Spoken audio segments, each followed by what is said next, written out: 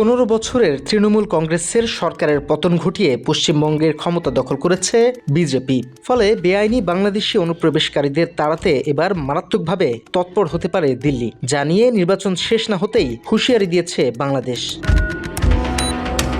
পশ্চিমবঙ্গে রাজনৈতিক পালাবদলের পর বেআইনি অনুপ্রবেশকারীদের অবিলম্বে নিজেদের দেশে ফেরত পাঠানো হবে বলে জানিয়ে দিয়েছে দিল্লি। কেন্দ্র ও রাজ্যে একই দলের অর্থাৎ ডাবল ইঞ্জিন সরকার থাকায় তেমনটা করতে মোদী সরকারের সামনে কোনো বাধাই নেই। ফলে আসন্ন বিপদের আঁচ পেয়ে যেন নড়ে চড়ে বসছে বিএনপি সরকার।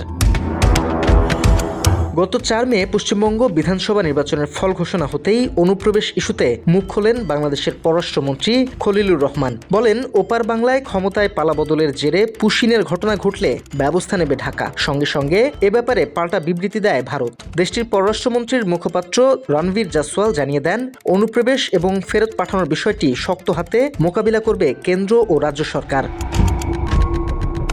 আন্তর্জাতিক সম্পর্ক বিশ্লেষকদের মতে অনুপ্রবেশ ইস্যুতে বাংলাদেশের আতঙ্কিত হওয়ার যথেষ্ট কারণ রয়েছে। প্রথমত, এবারের পশ্চিমবঙ্গ বিধানসভা নির্বাচনের অন্যতম ইস্যু ছিল সীমান্ত পেরিয়ে বাংলাদেশিদের বেআইনিভাবে ভারতে চলে যাওয়া। জানিয়ে প্রচারে ঝড় তোলেন প্রধানমন্ত্রী নরেন্দ্র মোদী, কেন্দ্রীয় স্বরাষ্ট্রমন্ত্রী অমিত শাহ থেকে শুরু করে পশ্চিমবঙ্গের বিজেপি নেতারাও। ভোটে তার ফলাফলও ঘরে তোলে বিজেপি। নিরঙ্কুশ সংখ্যাগরিষ্ঠতা পেয়ে সরকার গঠন করছে তারা।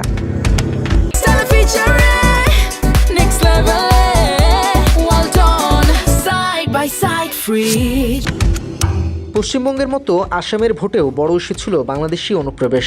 সেখানেও তৃতীয়বারের জন্য ক্ষমতায় ফিরেছেন বিজেপির হিমন্ত বিশ্ব শর্মা। বেআইনিভাবে ঢুকে পড়া বিদেশিদের তাড়াতে পুশব্যাকের চেয়েও কড়া পদক্ষেপের কথা বলতে শোনা গিয়েছে তাকে। তাৎপর্যপূর্ণ বিষয় হলো, বাংলাদেশকে ঘিরে আছে ভারতের 3টি রাজ্য, পশ্চিমবঙ্গ ও আসাম ছাড়া তৃতীয় নামটি হলো ত্রিপুরা। সেখানেও রয়েছে বিজেপি নেতা মানিক সাহার সরকার। বিশ্লেষকদের দাবি, এমন পরিস্থিতিতে 3টি রাজ্য থেকেই লাখ লাখ অনুপ্রবেশকারীকে বাংলাদেশে ফেরানো শুরু করতে পারে দিল্লি সরকার। পশ্চিমবঙ্গ ও আসামে নির্বাচনী ফল ঘোষণার পর সেই আতঙ্কেই আছে ঢাকা।